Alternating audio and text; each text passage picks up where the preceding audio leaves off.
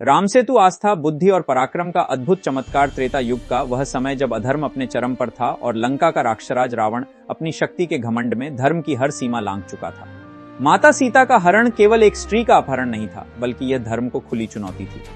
और तब अयोध्या के राजकुमार नहीं, बल्कि मर्यादा पुरुषोत्तम श्रीराम ने यह संकल्प लिया कि जब तक सीता वापस नहीं आएंगी तब तक यह युद्ध रुकेगा नहीं। श्रीराम वानर सेना के साथ समुद्र तट पर पहुंचे। सामने अथाह समुद्र था और उस पार लंका, शत्रु की अभेद्य राजधानी। श्रीराम के सामने सबसे बड़ा प्रश्न यही था, समुद्र पार कैसे किया जाए। ये कोई साधारण समुद्र नहीं था, यह था काल के समान विशाल, गर्जना करता अजेय सागर।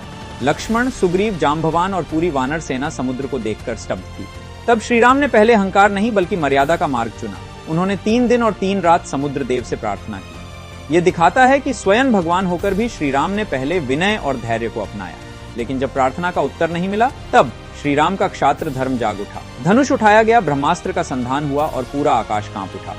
तभी समुद्र देव प्रकट हुए और क्षमा याचना करते हुए बोले, हे राम, मेरा स्वभाव मार्ग रोकना है, परंतु आपकी सेना के लिए एक उपाय है। नल और नील ये दोनों वानर विश्वकर्मा के पुत्र हैं।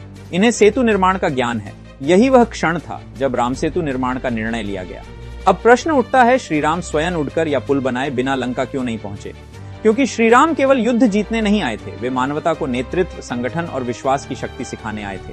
राम सेतु केवल पत्थरों का पुल नहीं था, यह था सामूहिक प्रयास, अनुशासन और भक्ति का प्रतीक। सेतु निर्माण आरंभ हुआ। नल को मुख्य अभियंता बनाया गया। समुद्र के भीतर पत्थर डाले जाने लगे।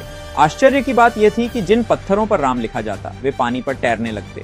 ये केवल चमत्कार नहीं था, यह संदेश था कि जब कर्म में भक्ति जुड़ जाए तो असंभव भी संभव बन जाता है।